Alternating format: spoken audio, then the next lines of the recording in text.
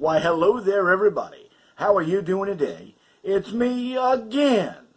And again, I'm here to bring you yet another update on my situation. And, well, we all know my phone has not rung. And still today, I say my phone has not rung yet. Because we all know it's going to eventually. Very, very soon. Okay, now, I have been encouraging you all for over 3 years now to prepare yourself for today. Why? Because I know the biggest problem that you all are having with all of these fakes and frauds and counterfeits being exposed is you've trusted them.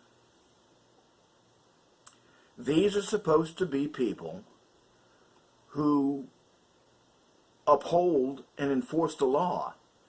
Their moral standards and are supposed to be way up here. And now what's coming out is some of the most vile, disgusting things. And it's making you go tilt. And the reason why you are having problems is that because it causes you to doubt all authorities. You then begin to wonder who hasn't lied to you. Light bulbs coming on. That's the danger. That's the threat of the counterfeit. Doubt. What's the solution? As soon as you see a fake and a fraud and a counterfeit, remove them before they can do any more damage. And that is exactly what is going to, as well as is happening here in our great country today.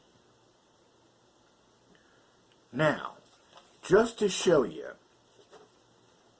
that's the reason why you all are having a problem with what I'm showing you.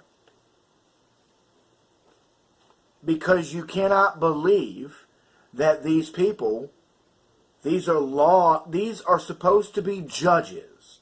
These are supposed to be state attorneys. These are supposed to be sheriffs, sheriff deputies. They're all the good guys.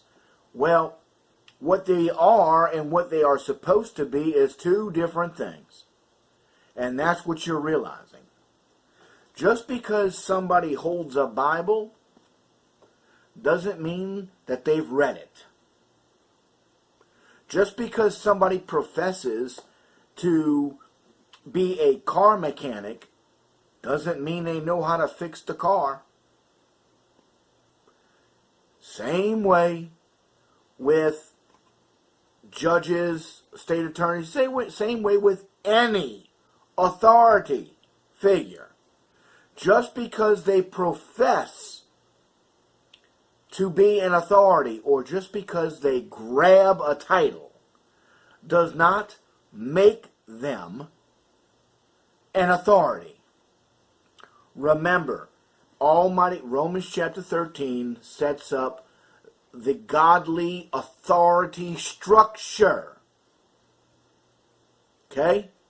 And as soon as you do not comply with the structure, then what happens? You're not a godly authority. Period. You're just somebody that grabs hold of a title. In other words, you're not going to have a preacher that's smoking dope. You're not a law enforcement officer if you are running around breaking into people's houses. You're not a judge if you're overlooking criminality and letting criminals go free. Period. So, the solution is, as soon as you see one little fake and fraud, no matter who it is, if it's a little bitty county court judge or a fake and fraud sheriff deputy, remove them. And you remove the fake and fraud and counterfeit no matter how big of a celebrity they are, no matter how big of a title they've grabbed a hold to. You start removing, it's called accountability, is what it's called. Okay? You either are or you ain't. And what we're finding out is that there are a lot of fakes and frauds and counterfeits out there. And until they are removed, they are going to continue to cause doubt, continue to cause problems, continue to mock the law, make law-abiding citizens, mock justice. You can't have justice, you can't have lawfulness, you can't have order with a bunch of fakes and frauds up in there. Because without the godly authority, then you've got anarchy. That's the threat. Now, again, my situation, I've been showing it to you. I've been showing it to you. So once again, I'm going to show it to you again. Real simple.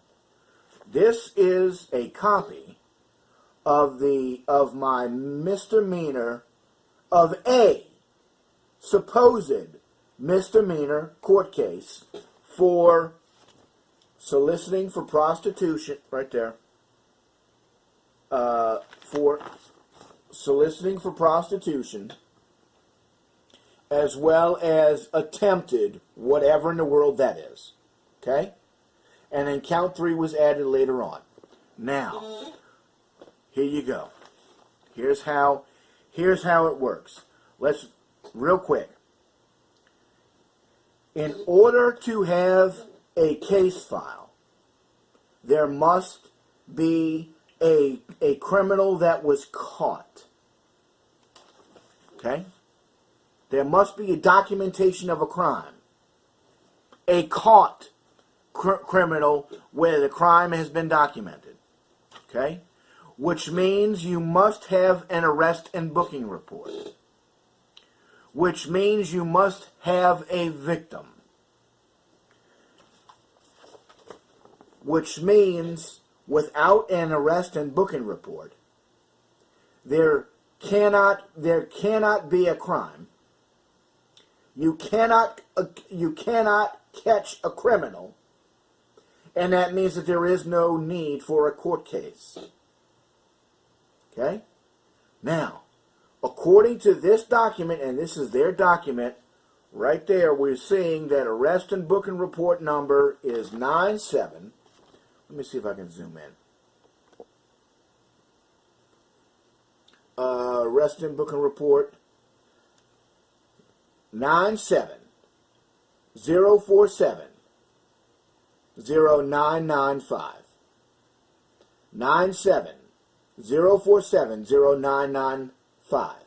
And it's supposed to be for, again, soliciting for prostitution and attempted. Here is arrest and booking report number 97047 099-5.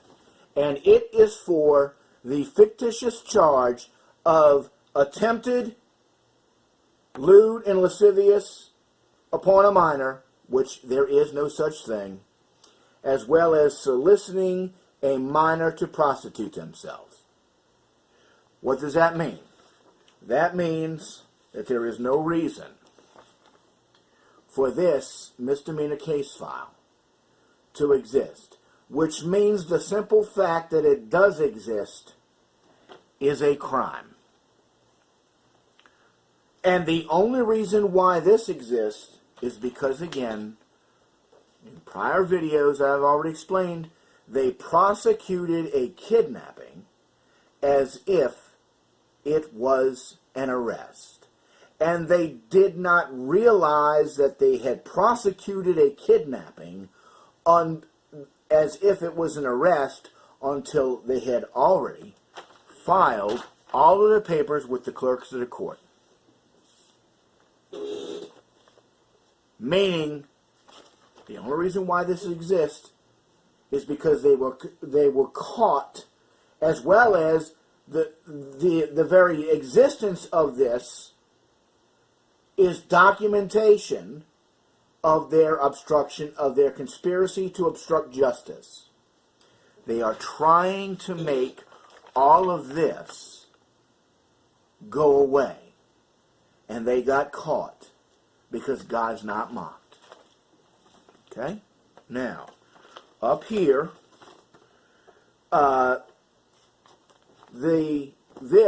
Charles Coffer, that's the name of the judge that on a misdemeanor case, they name the judge that you go before at your first appearance.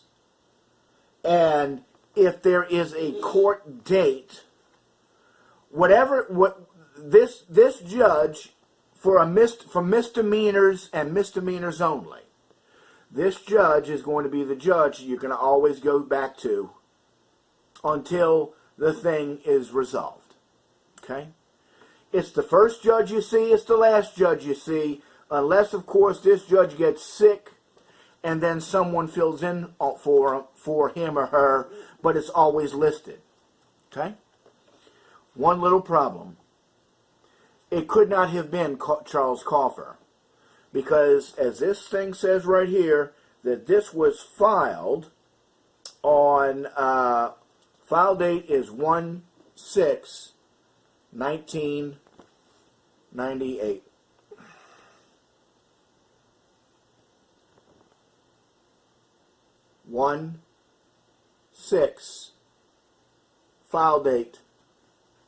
File date 1/6/1998. One little problem. Charles Coffer did not become a judge. He was not appointed to the bench until July 14th, 1998, which means it is impossible for Charles Coffer's name to even be accidentally listed as Charles Coffer being the judge who oversaw this case, who I first appeared before, because Charles Coffer was on January 6, 1998, was working, and light bulbs are about to come on, in the public defender's office. He was just a lawyer. And right now you're going tilt, which means this is a lie, which means it's a third-degree felony, which means it's further proof and documentation of their conspiracy to obstruct justice. Now we're going to come down here, and we are going to look at line, okay, right here, line 8. Line 8 is what we're going to look at. Line 8, and you see right there, line 8, and it is bail bonds. It's the bond amount. Date of bond date is 12/8/1997. You're reading that, and then it says right there that the bond amount is with Bruce Weaver Bail Bonds Company for $25,003. Bruce Weaver Bail Bonds. What's the date? 12/4/1997, but it wasn't entered into the court record until January 6th, 1998. That's the first dead giveaway that this is fake and fraud. Okay? Because the bond date was done on the next line, line 9 says, and I showed it to you, was 12/8. Okay? 12/8. Alright? Now, why is that important? Well, one, why exactly is there a $25,003 bond, and you're looking right at it, for a misdemeanor case of soliciting for prostitution? Have no idea. It's a lie. The second lie is the bond company. It says here that line 8, sorry. Bond amount, Bruce Weaver bail bonds. Okay? Line 8, Bruce Weaver bail bond company. You see it? Bruce Weaver bail bonds company. Bruce Weaver bail bonds company did not even exist until May 15th, 1998. So exactly how in the world could I have bonded out using Bruce Weaver bail bonds company when Bruce Weaver bail bond on 12/8/1997, when Bruce Weaver bail bonds company did not even come into existence until May 15th, 1998. 6 months later. Now, I've showed you this before. What does that mean? That means that's another felony. Which means that that's another more documentation of a conspiracy to obstruct justice. Now, I showed you this before. And I'm going to show it to you again. Can you read? I can read. Here's the bond. And who's it with? Bail Bonds Florida Incorporated. Right there. That's who it is. Their name is all over the place on this thing. Bail Bonds Florida. Bail Bonds of Florida. Right there. Okay? Why exactly does my misdemeanor case file say that it was Bruce Weaver bail bonds? Well, because these dummies, this is documentation of their crimes. They set the bond for right there, an attempted lewd and lascivious act upon a minor and soliciting for prostitution of a minor. And they set the court date. They're trying to make this go away. But even stranger is, this felony bond is not listed, is not sitting in the circuit case file or in the felony case file, in the circuit court file. No, it's sitting in the county court or in the misdemeanor case file, which is yet another felony.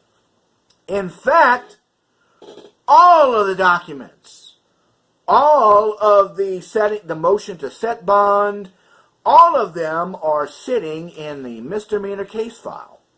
Why? Well, simple.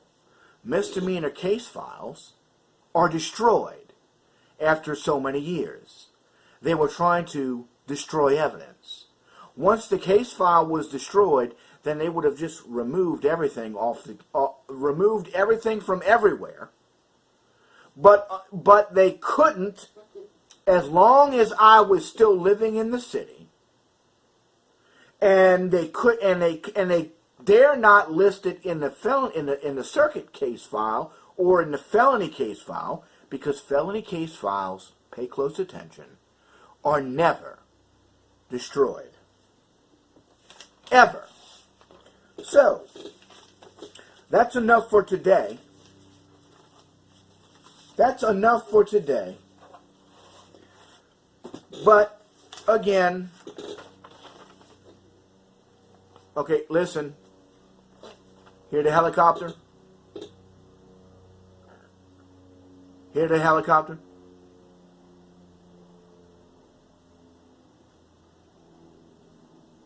Yeah? That's my daily flyover from the Jacksonville Sheriff's Office. This is the second video that it showed up in. This is funny. Okay, just so we're clear, Charles Coffer could not even have accidentally been listed as the judge because he was not appointed to the bench until July 14th, 1998.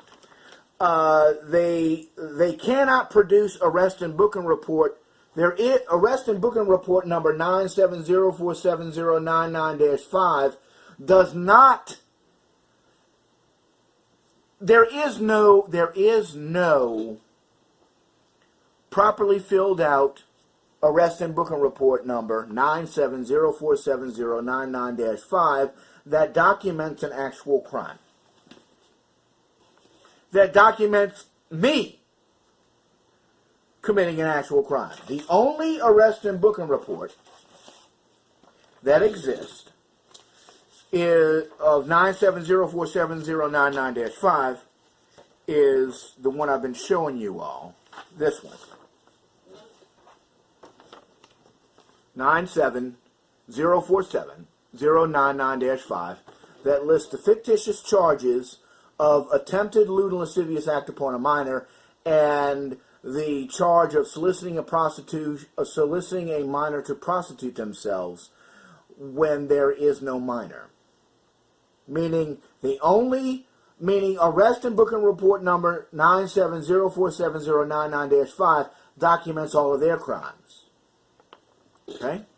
So, which again means that's the reason why it's listed here, making this listing of arrest and booking report number 970470099-5 of the only reason why it's listed here as being an arrest for soliciting for prostitution and attempted whatever that is because they had prosecuted, and light bulbs are starting to come on now, they had prosecuted a kidnapping as if it was an actual arrest, and they are trying to make this and their prosecution of this go away, and all they're doing is documenting it. Also, it's kind of there is no misdemeanor that will create a bond that will cause a bond of $25,003 to be made. That's far. It doesn't. There's no reason. That's just more proof that there's something else wrong with this, and it's very difficult to bond out with a bonding company, the bonding company of Bruce Weaver bail bonds, on 12, and again, right there, bond date. That's the date that I bonded out is 12/8/97. It's kind of difficult to bond out with Bruce Weaver bail bonds. It would be very difficult to bond out of jail on 12/8 using the bond company of Bruce Weaver bail bonds, when Bruce Weaver bail bonds, according to state records, wasn't even filed, didn't even become in existence until May 15th of 1998. Furthermore, you cannot find a single bond, a single record of Bruce Weaver bail bonds. Line 8.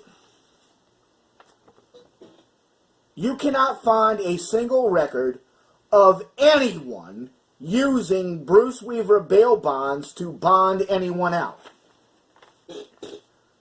Period. The only reason why it was created was to stick it into this case file. Because again, I actually did bond out. And here's proof. And again, this is sitting, all of these felony documents are sitting in the misdemeanor case file. Now, again, we're just going to stop at those three things. But those three things alone. There is no legal defense. There is no legal explanation. And there is no legal reason for any portion of this. And there's multiple, look how long it goes on for. Multiple. Okay? There are 54 lines. 54 lines in this misdemeanor case file. And again, there is no legal defense. There is no legal explanation. There is no legal reason for this misdemeanor case file to exist.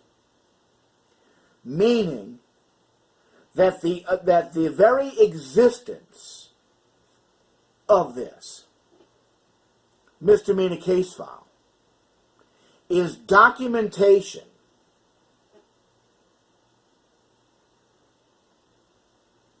of a conspiracy to obstruct justice. That's not my opinion. That's what the law says. And right now, I just showed it to you. We're going to stop because y'all go on tilt. My situation is over and done with. They are caught.